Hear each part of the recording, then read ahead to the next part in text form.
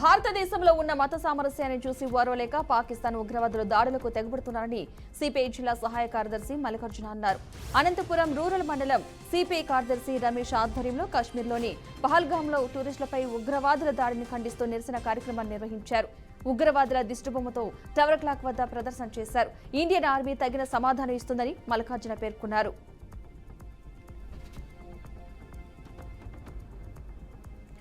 జమ్మూ కాశ్మీర్ పహల్గాంలో పర్యాటకులపై జరిగిన దాడిని ఖండిస్తూ హన్మకొండ జిల్లా న్యాయవాదులు విధులు బహిష్కరించి నిరసనలు తెలిపారు. ఉగ్రవాదులకు వ్యతిరేకంగా నినాదాలు చేశారు. ఉగ్రవాదులు దాడిలో చనిపోయిన పర్యాటకుల ఆత్మశాంతి చేకూరాలని ప్రార్థించినట్లు వారు తెలిపారు.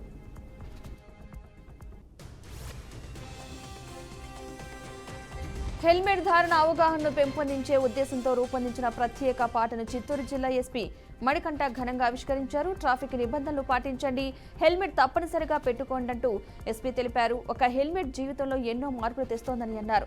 అలాగే కార్లలో ప్రయాణించే వారు కూడా ఎప్పటికప్పుడు జాగ్రత్తలు పాటించాలని సూచించారు.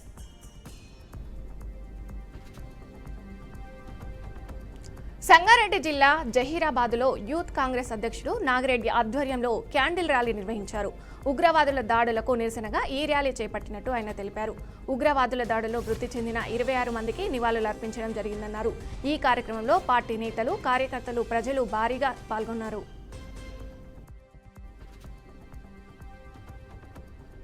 విశాఖ సింహాచలంలోని శ్రీ వరాహలక్ష్మి నృసింహస్వామికి ఆలయ అర్చకులు ప్రత్యేక పూజలు నిర్వహించారు.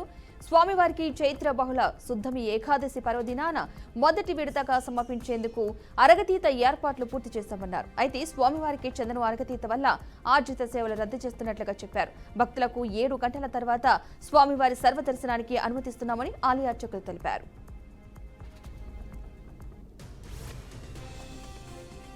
ఉగ్రవాదుల దాడులకు నిరసనగా మెదక్ జిల్లాలో బీజేపీ నేతలు భారీ క్యాండిల్ ర్యాలీ నిర్వహించారు. దాడులలో మృతి చెందిన వారికి నివాళులు అర్పించడం జరిగిందని బీజేపీ జిల్లా అధ్యక్షురాలు గోదావరి అంజిరెడ్డి అన్నారు. నిందితులను కఠినంగా శిక్షించాలని ఆమె డిమాండ్ చేశారు.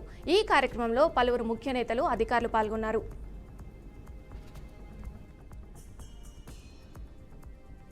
కర్నూలు జిల్లా ఆలూరు మండలంలో ప్రజలతో కలిసి వైసీపీ నాయకులు భారీ ర్యాలీ చేపట్టారు. కాశ్మీర్లో ఉగ్రవాద దాడిని ఖండిస్తూ చనిపోయిన వారి ఆత్మలకు శాంతి కలగాలని కొవ్వొత్తులతో ప్రార్థించినట్లు వారు తెలిపారు. పాకిస్తాన్ ఉగ్రవాదులకు భారత ఆర్మీ సరైన గుణపాఠం చెప్తారని వైసీపీ నేతలు చెప్పుకొచ్చారు.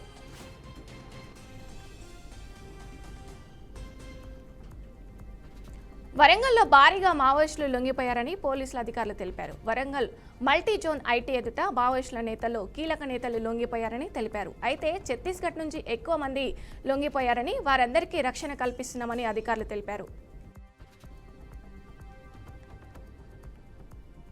ఇక తిరుమలలో భక్తుల రద్దీ ఇటీవల పెరిగింది. వారాంతం మరియు సెలవుల కారణంగా తిరుమల శ్రీవారిని దర్శించుకోవడానికి పెద్ద సంఖ్యలో భక్తులు వస్తున్నారు. ఫలితంగా సర్వదర్శనానికి సమయం పెరుగుతోందని టీటీడీ అధికారులు తెలిపారు. అలాగే క్యూ లైన్లో వేచి ఉండే సమయం కూడా ఎక్కువ అవుతోందని అన్నారు. ఇవాళ శ్రీవారిని 68,705 మంది భక్తులు దర్శించుకున్నట్లుగా వారు వెల్లడించారు.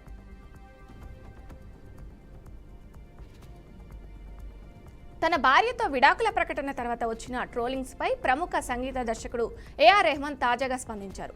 సెలబ్రిటీల జీవితాల గురించి తెలుసుకోవాలని ప్రతి ఒక్కరికి ఉంటుందన్నారు. వారి జీవితాల్లో ఏం జరుగుతుందో పరిశీలిస్తుంటారని, ఇక విమర్శలు సర్వసాధారణం అంటూ ఆయన చెప్పుకొచ్చారు. జమ్మూ కాశ్మీర్లోని పహల్గాంలో జరిగిన ఉగ్రవాద దాడి నేపథ్యంలో బీసీసీఐ కీలక నిర్ణయం తీసుకుంది. ఇకపై దాయాది పాకిస్తాన్తో భారత్ ఎలాంటి ద్వైపాక్షిక క్రికెట్ సిరీస్లు ఆడబోదని బీసీసీఐ ఉపాధ్యక్షుడు రాజీవ్ శుక్లా స్పష్టం చేశారు. ఈ ఉగ్రదాడిపై బీసీసీఐ కార్యదర్శి దేవజిత్ సైకియా కూడా తన సంతాపాన్ని వ్యక్తం చేశారు.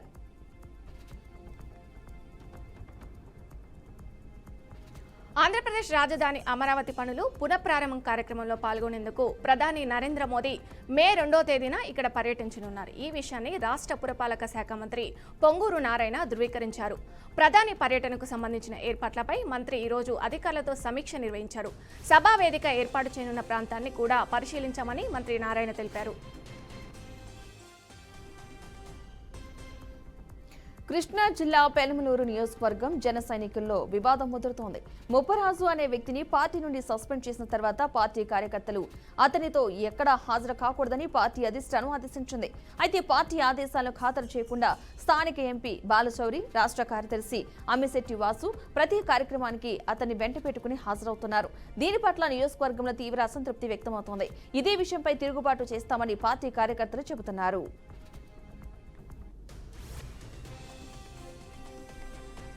జమ్మూ కాశ్మీర్లో పర్యాటకులపై జరిగిన దాడిని ముక్త కంఠంతో ఖండిస్తున్నామని జనసేన పార్టీ ప్రధాన కార్యదర్శి నాగబాబు స్పష్టం చేశారు. పర్యాటకులపై ఉగ్రవాదుల దుశ్చర్యను ఖండిస్తూ మృతులకు సంతాపం తెలియజేస్తూ హైదరాబాద్లోని నెక్లెస్ రోడ్డులో కొవ్వొత్తుల ర్యాలీలో నిర్వహించారు. పర్యాటకులపై ఉగ్రవాదులు చేసిన దాడి హేమమైన చర్య అని అన్నారు. ఈ ఘటన పట్ల పార్టీ అధినేత ఏపీ ఉప ముఖ్యమంత్రి పవన్ కళ్యాణ్ తీవ్ర మనోవేదకు గురయ్యారన్నారు. ఈ ఘటనకు కారకులను కఠినంగా శిక్షించి బలమైన గుణపాఠం చెప్పాలని ఆయన డిమాండ్ చేశారు.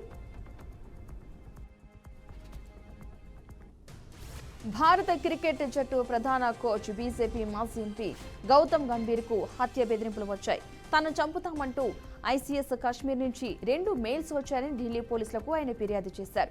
తనతో పాటు కుటుంబ సభ్యులకు భద్రత కల్పించాలని కోరారు.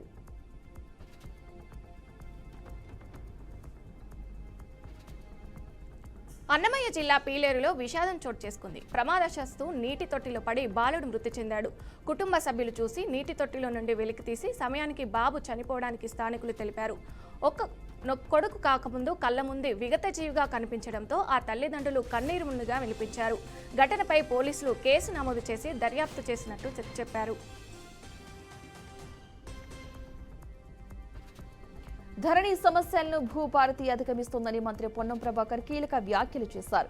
భూమి అంటే ఒక ఆత్మగౌరవం, పేగు సంబంధం, గుర్తింపు అని వివరించారు.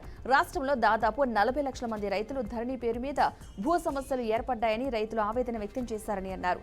గత ఏడాది నుంచి భూమి పంచాయతీల పిటిషన్లు వచ్చాయని, ఏ సమస్యతోటి ఆ పిటిషన్లు వచ్చాయో వాటిని పరిష్కరించామన్నారు.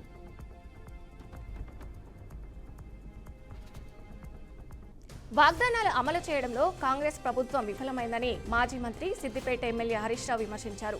నీళ్లు, నిధులు, నియామకాల నినాదంతో ఏర్పాటైన తెలంగాణ విజన్ ఈ ప్రభుత్వానికి ఎక్కడ ఉందని నిలదీశారు. కృష్ణా జిల్లాలో తెలంగాణ వాటా కాపాడుకోవడం, ఏపీ ప్రభుత్వం నిర్మిస్తున్న బంకచెర్ల ప్రాజెక్టు సమస్యను పరిష్కరించడంలో రేవంత్ రెడ్డి ప్రభుత్వం విఫలమైందని ఆరోపించారు.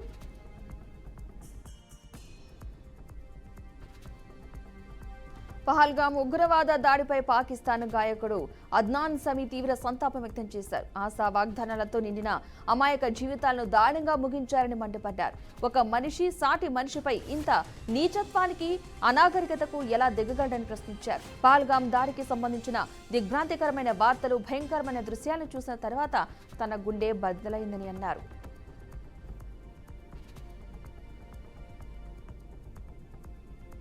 పహల్గాంలో ఉగ్రవాదులు అమాయకులను పొట్టన పెట్టుకున్నారని ప్రధాని నరేంద్ర మోదీ అన్నారు. ప్రాణాలు కోల్పోయిన వారికి దేశమంతా నివాళులర్పిస్తుందని అన్నారు. ఉగ్రవాదులు కలలో కూడా ఊహించని రీతిలో శిక్షిస్తామంటూ సంచలన వ్యాఖ్యలు చేశారు. ఈ విషయంలో దేశ ప్రజలకు హామీ ఇస్తున్న ప్రతీకారం తీర్చుకొని తీరుతామని అన్నారు.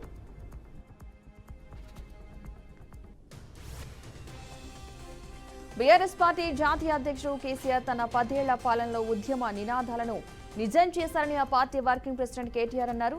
గ్రామ స్వరాజ్యం కోసం జాతిపిత మహాత్మా గాంధీ కన్న కలలను కూడా సాకారం చేశారని అన్నారు. ఇటీవల జాతీయ పంచాయతీరాజ్ దినోత్సవం సందర్భంగా కేటీఆర్ బీఆర్ఎస్ హయాంలో జరిగిన పల్లె ప్రగతిని గుర్తు చేసుకున్నట్లుగా తెలిపారు.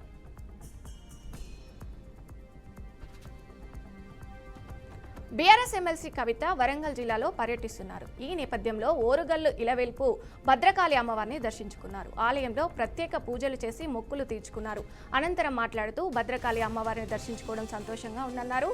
బీఆర్ఎస్ రజోత్సవ మహాసభ కుంభమేళను తలపించేలా జరుగుతుందని చెప్పారు. జమ్మూ కాశ్మీర్లోని ప్రముఖ పర్యాటక ప్రాంతం పెహల్గాంలో దాడికి పాల్పడిన ఉగ్రవాదుల కోసం పోలీసు భద్రతా బలగాలు ముమ్మరంగా గాలింపు చేపడుతున్నాయి. ఈ నేపథ్యంలో ముష్కర్లను పట్టుకునేందుకు జమ్మూ కాశ్మీర్ పోలీసులు రివార్డు ప్రకటించారు. ముష్కర్ల ఆచూకీ తెలిపిన వారికి 20 లక్షల బహుమతి ఇస్తామని అనంతనాగ్ పోలీసులు ప్రకటించారు.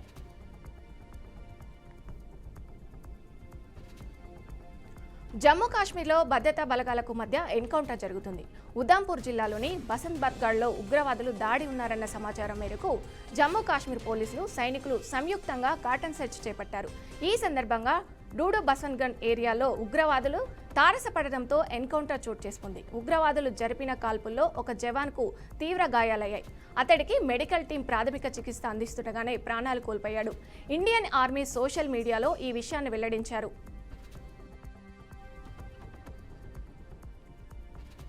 కుత్బుల్లాపూర్ జీడిమెట్ల పిఎస్ పరిధిలో ఘరానా దొంగను పోలీసులు పట్టుకున్నారు. పలు ఇళ్లలో చోరీలు చేస్తూ నిందితుడు పోలీసులకు తలనొప్పిగా మారాడు. ఎన్నిసార్లు పట్టుకోవడానికి ప్లాన్ చేసినా దుండుగుడు తప్పించుకునేవాడని వారు తెలిపారు. చివరికి అతని జీడిమెట్ల పరిధిలో పట్టుకున్నట్టు వెల్లడించారు. దుండుగుడి నుంచి 11.5 లక్షల విలువైన బంగారు, వెండి ఆభరణాలు, ద్విచక్ర వాహనం స్వాధీనం చేసుకున్నామని తెలిపారు.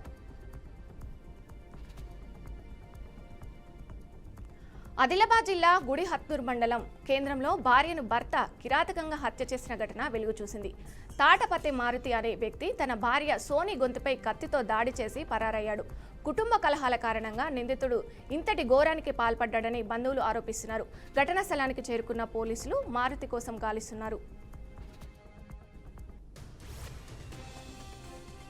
మంత్రి నిమ్మల రామానాయుడు తన సొంత గ్రామమైన పశ్చిమ గోదావరి జిల్లా ఆగత్యపాలెంలో పలు అభివృద్ధి కార్యక్రమాలకు శంకుస్థాపన చేశారు. 2014, 2019లో ఎమ్మెల్యేగా పోటీ చేసినప్పుడు తనపై ఒక్క కేసు కూడా లేదని అఫిడవిట్ సమర్పించినట్లుగా తెలిపారు. కానీ 2024లో పోటీ చేసినప్పుడు 25 కేసులు ఉన్నాయని అఫిడవిట్ సమర్పించారని ఆయన చెప్పుకొచ్చారు. వైసీపీ 5 సంవత్సరాల పరిపాలనలో ఎంత కక్ష సాధింపు చర్యలు చేపట్టిందో ప్రజలే తెలుసుకోవాలని మంత్రి నిమ్మల రామానాయుడు అన్నారు.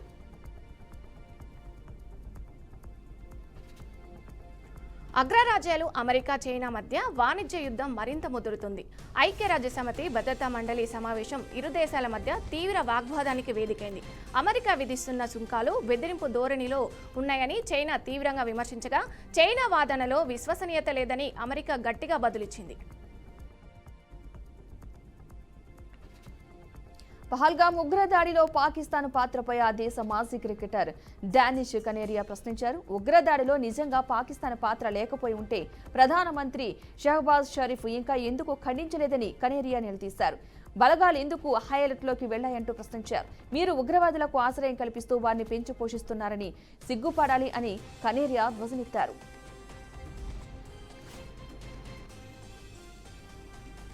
వాతావరణ శాఖ ప్రజలకు తీవ్ర హెచ్చరికలు జారీ చేసింది. దేశవ్యాప్తంగా పలుచోట్ల రికార్డు స్థాయిలో ఉష్ణోగ్రతలు నమోదవుతున్నాయి. మరికొన్న చోట్ల మోస్తరు వర్షాలు పడుతున్నాయి. ఈ క్రమంలో తాజాగా రాబోయే 7 రోజుల పాటు దేశంలోని అనేక ప్రాంతాల్లో భారీ వర్షాలు కురుస్తాయని వాతావరణ శాఖ హెచ్చరిక జారీ చేసింది. దేశంలోని ఈశాన్య, దక్షిణ ప్రాంతాల్లో భారీ వర్షాలు కొనసాగొచ్చని ఐఎండీ పేర్కొంది.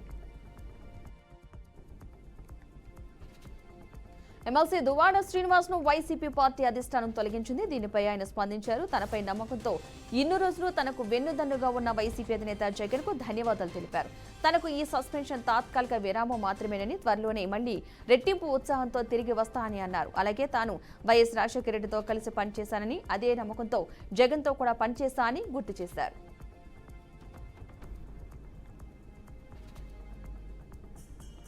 కంచెగచ్చబోలి భూములను టీజీఐఐసీసీకి కేటాయిస్తూ ప్రభుత్వం జారీ చేసిన జీవోను రద్దు చేయాలని కోరుతూ హైకోర్టులో ప్రజాదరణ ప్రయోజన వ్యాజ్యం దాఖలు చేశారు. అదేవిధంగా ఆ భూములను జాతీయ ఉద్యానవనంగా ప్రకటించాలని కోరుతూ వట ఫౌండేషన్ అనే స్వచ్ఛంద సంస్థతో పాటు మరో 3 రాష్ట్ర అత్యున్నత న్యాయస్థానంలో పిటిషన్లు దాఖలు చేశారు. ఇవాళ ఆ పిటిషన్పై విచారణ చేపట్టిన ధర్మాసనం కీలక వ్యాఖ్యలు చేసింది. ప్రస్తుతం కంచె గచ్చిబౌలి భూములకు సంబంధించి కేసు సుప్రీంకోర్టులో కొనసాగుతుంది. ఈ నేపథ్యంలో ఆయా పిటిషన్లపై విచారణకు వేసవి సెలవుల తర్వాత వాయిదా వేస్తున్నట్టుగా న్యాయమూర్తి పేర్కొన్నారు.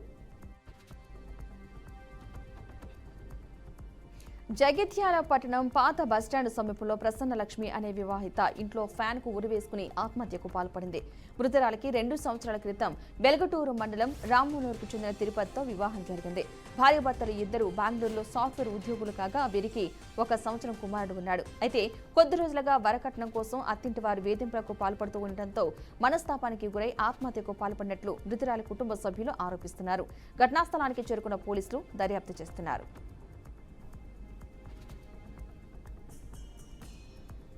అంబేద్కర్ కోనసీమ పల్ల గ్రామంలో ఉద్రిక్తత నెలకొంది. గ్రామంలో ఇరు కుటుంబాల మధ్య ఘర్షణ నెలకొంది. ఒకరిపై మరొకరు కత్తులతో దాడి చేసుకోగా ఇరు వర్గాలకు చెందిన 7గురికి గాయాలయ్యాయి. గొడవను ఆపేందుకు వెళ్లిన తనపై కత్తులతో దాడి చేశారని బాధితులు ఆరోపిస్తున్నారు. ఘటనపై పోలీసులు కేసు నమోదు చేసి దర్యాప్తు చేస్తున్నారు. గత 2 రోజులుగా ఉమ్మడి మెదక్ జిల్లాలో జరుగుతున్న సంఘటనలో బాధాకరమని ఎంపీ రఘునందన్ రావు అన్నారు. హిందూ దేవాలయాల మీద ఏ సంస్థలు దాడులు చేపడితే ప్రస్తుత తరుణంలో ప్రజలు ఊరుకునే పరిస్థితిలో లేరని ఆయన తేల్చి చెప్పారు. అంబేద్కర్ ఓటమికి కారణం కాంగ్రెస్, కమ్యూనిస్టు పార్టీలంటూ ఆరోపించారు. జమ్మూ కాశ్మీర్లో తెలంగాణకు చెందిన 150 మంది ఉన్నారని అన్నారు. అన్యం పుణ్యం తెలవని 27 మందిని దుర్మార్గంగా చంపారని మండిపడ్డారు.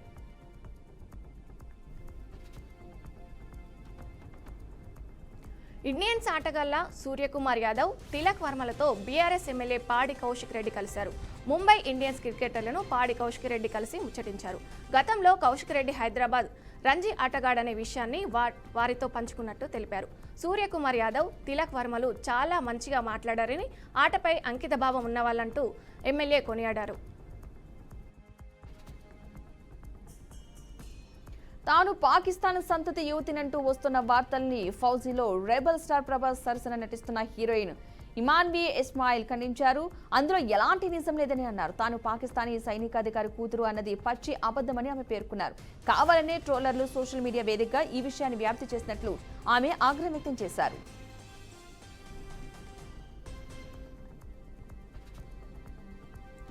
మంచిర్యాల జిల్లాలోని సోషల్ వెల్ఫేర్ రెసిడెంటల్ డిగ్రీ కళాశాలలో హాస్టల్లో విషాదం చోటు చేసుకుంది. హాస్టల్ బిల్డింగ్ పై నుంచి లక్ష్మీ ప్రసన్న అనే విద్యార్థిని ప్రమాదవశాత్తు కింద పడింది. బాధితురాలు కాలేజీలో డిగ్రీ సెకండ్ ఇయర్ చదువుతున్నట్టు హాస్టల్ సిబ్బంది తెలిపారు. అయితే ప్రమాదంలో విద్యార్థినికి తీవ్ర గాయాలయ్యాయని, ఆమెను స్థానిక ఆసుపత్రిలో చేర్చి వైద్యం అందిస్తున్నట్టు వారు తెలిపారు. ఘటనపై పోలీసులు కేసు నమోదు చేసి విచారణ చేపట్టారు. హైదరాబాద్ నగరంలో సేవలు అందిస్తున్న మెట్రో రైళ్లలో నిషేధిత బెట్టింగ్ యాప్లకు సంబంధించిన ప్రకటనలు ప్రదర్శిస్తున్నారనే ఆరోపణలపై తెలంగాణ హైకోర్టులో ప్రజా ప్రయోజన వ్యాజ్యం దాఖలైంది. న్యాయవాది నాగురుబాబు ఈ వ్యాజ్యాన్ని దాఖలు చేసి స్వయంగా వాదనలు వినిపించారు. రాష్ట్ర ప్రభుత్వం బెట్టింగ్ యాప్లపై నిషేధం విధించినప్పటికీ హైదరాబాద్ మెట్రో రైళ్లలో మాత్రం వాటి ప్రకటనలు నిబంధనలకు విరుద్ధంగా కొనసాగుతున్నాయని పిటిషనర్ కోర్టు దృష్టికి తీసుకొచ్చారు. ప్రకటనల వ్యవహారంపై కూడా సమగ్ర విచారణ జరగాల్సిన అవసరం ఉందని పేర్కొన్నారు.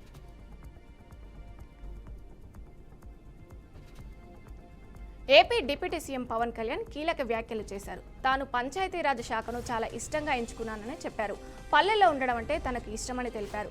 పల్లె నిధులు వాటికే ఉపయోగించాలని చెప్పారు. అధికారుల కృషితో గ్రామాల్లో వేగవంతమైన అభివృద్ధి కొనసాగుతుందని పవన్ కళ్యాణ్ పేర్కొన్నారు. బిల్లులు రాకపోయినా పనులు చేసిన గుత్తేదారులకు డిప్యూటీ సీఎం కృతజ్ఞతలు తెలిపారు. రంగారెడ్డి జిల్లా షాద్ నగర్ పట్టణంలో అఖిలపక్ష ఆధ్వర్యంలో భారీ ర్యాలీ నిర్వహించారు. ర్యాలీలో పార్టీలకు అతీతంగా నాయకులు, కార్యకర్తలు, పట్టణ ప్రజలు పాల్గొన్నారు. ఉగ్రవాదం నశించాలనే నినాదాలతో మారుమ్రోగింది. పట్టణ న్యాయవాదులందరూ ర్యాలీలో పాల్గొని ర్యాలీకి సంఘీభావం తెలుపుతూ ఉగ్రవాద దుశ్చర్యను ఖండిస్తూ ఉగ్రవాదం నశించాలని గట్టిగా నిలదించారు. ఇక అనంతరం సాగిన ర్యాలీ తహసీల్దార్ ఆఫీసుకు చేరుకుని తహసీల్దార్కు వినతి పత్రం సమర్పించారు.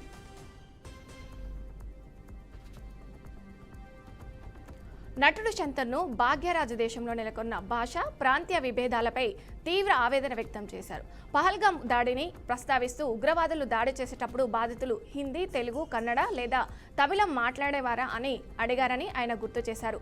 మనం భారతీయులమైన విషయాన్ని గుర్తించి ఒకరిపై ఒకరు ద్వేషం పెంచుకోవడం మానుకోవాలని ఆయన హితవు పలికారు.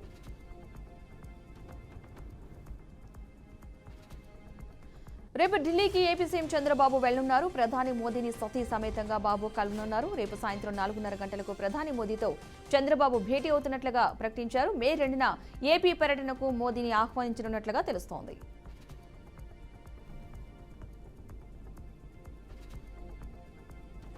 అగ్రరాజ్యం అమెరికాలో అధ్యక్షుడు డొనాల్డ్ ట్రంప్ పరిపాలనకు వ్యతిరేకంగా 12 రాష్ట్రాలు ఏకమయ్యాయి.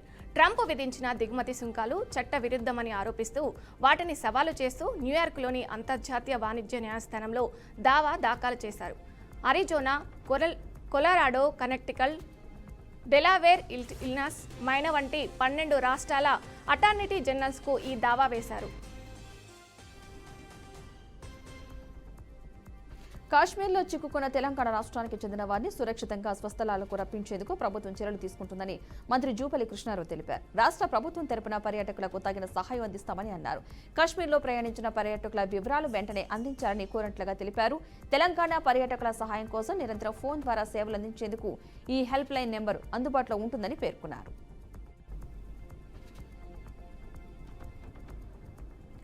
పహల్గాంలో జరిగిన క్రూరమైన ఉగ్రదాడిపై అక్కడి హోటల్స్ అండ్ ఓనర్స్ అసోసియేషన్ స్పందించింది.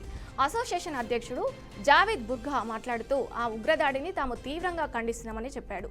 అమాయకులను లక్ష్యంగా చేసుకుని కాల్చి చంపడం అమానీయమని, తమ ప్రాంతంలో ఇలాంటి అమానవీయ దాడి జరగడం తమకు సిగ్గుచేటని అతడు పేర్కొన్నాడు. పహల్గాం ఉగ్రదాడికి ప్రతీకారంగా దాయాది పాకిస్తాన్పై భారత్ దౌత్యపరమైన చర్యలు మరింత వేగవంతం చేస్తుంది. ఇప్పటికే దేశంలోకి పాకిస్తాన్లకు ప్రవేశంపై నిషేధం విధించడంతో పాటు సింధు నదీ జలాల ఒప్పందాన్ని కేంద్రం నిలిపివేసింది. తాజాగా ఢిల్లీలోని పాక్ దౌత్యవేత్తకు సవాళ్లు జారీ చేసింది. అయిష్టమైన వ్యక్తులుగా పేర్కొనేందుకు ఈ నోటీసులు జారీ చేస్తారు. దీని ప్రకారం వారు వారం రోజుల్లోగా భారత్ను వీడాల్సి ఉంటుందని విదేశాంగ శాఖ వర్గాలు వెల్లడించాయి.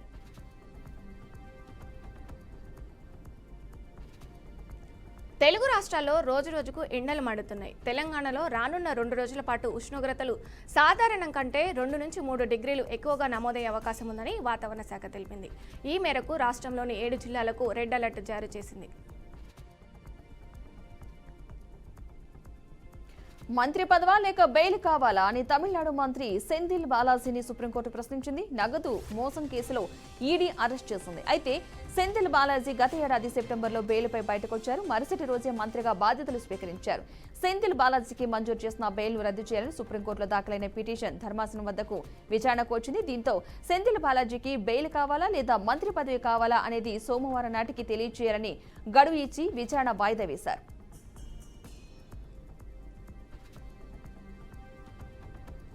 భారత్ సుంకాలు తగ్గిస్తుందని అమెరికా అధ్యక్షుడు డొనాల్డ్ ట్రంప్ వ్యాఖ్యానించారు. కొన్ని రకాల వస్తువులపై భారత్ సుంకాలు తగ్గించుకుందనే విషయం తన దృష్టికి వచ్చిందని పేర్కొన్నారు. అయితే ఏ ఉత్పత్తులపై తగ్గింపు ఉంటుందనే విషయాన్ని మాత్రం వెల్లడించలేదు.